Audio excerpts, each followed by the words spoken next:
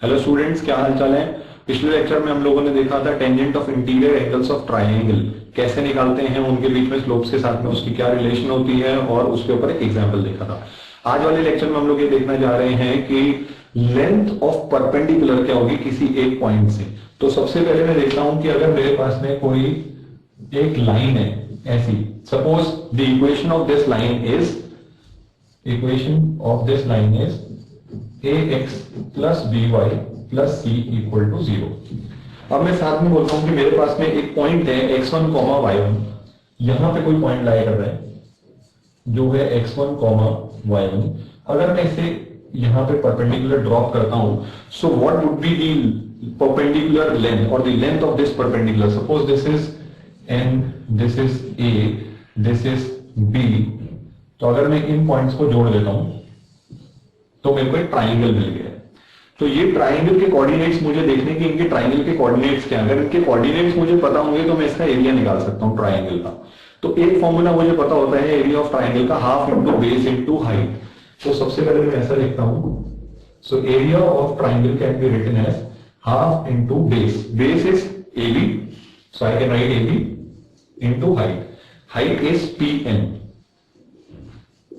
This is one formula. अब इसके लिए अगर मुझे ए, बी और पी एन के कोऑर्डिनेट्स पता होंगे तो मैं उसकी लेंथ को आसानी से निकाल सकता हूं। तो सबसे पहले मैं ए के कोऑर्डिनेट्स को निकालता हूं। लाइन की इक्वेशन क्या थी, ax plus by plus c equal to 0। x को 0 करते हैं यहाँ पे तो y का कोऑर्डिनेट आ जाएगा। तो पहला कोऑर्डिनेट अगर मैं बोलता हूँ x कहां पे 0 होगा, x यहाँ पर 0 हो रहा है। तो x अगर यहाँ पे 0 हो रहा है तो y क्या आ जाएगा, if this is 0 y equal to minus c by b। तो x 0 x एक्सिस पे है, तो इसका सॉरी y एक्सिस पे है, x 0 y एक्सिस पे होगा, इसका मतलब ये कोऑर्डिनेट किसका आया, b का आया। फिर मैं करता हूं y, इसी में y को 0 करता हूं, ax plus by plus c equal to 0। अब y को 0 करते हैं तो y 0 कहां पर है, इस एक्सिस पे।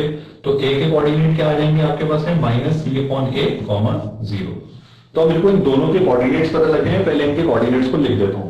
तो कोऑर्डिनेट्स आ गया आपके a के minus c upon a comma 0, और b के कोऑर्डिनेट्स आ गए 0 comma minus c by b।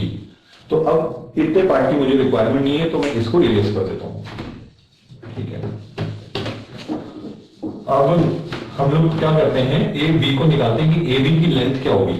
A B की लेंथ क्या है वो निकाल लेते हैं।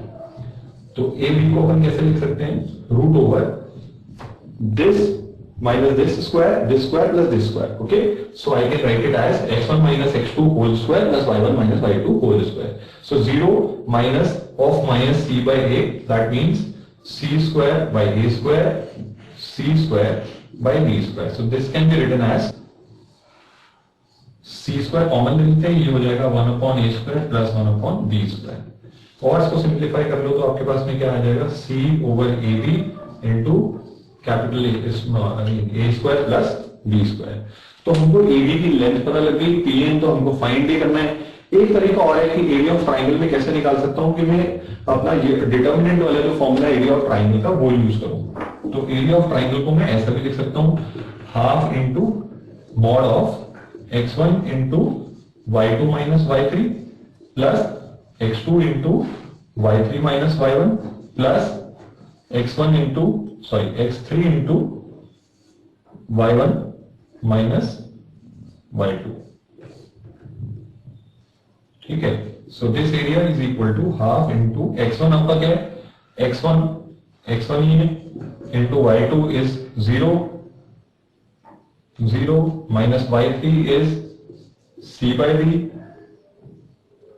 प्लस x2 आपका ये है, तो ये कितना है, माइनस का c by a into y3 आपका ये है, माइनस का c by b minus y1 is y1 plus x3 आपका कौन सा है, 0 into y1 minus y2 is 0। तो ये तो वैसे ही 0 होने वाला है, तो बचेगा ही नहीं। तो ये क्या बच गया अपने पास में, half of x1 into C over B minus plus ले लेते हैं इसको, ये हो जाएगा पॉजिटिव का C square by B plus ये हो जाएगा पॉजिटिव का C Y one by A, और उधर कुछ भी नहीं है आपके पास में, ये आपका आ गया ए। सिंप्लीफाई करके लिख लेते हैं।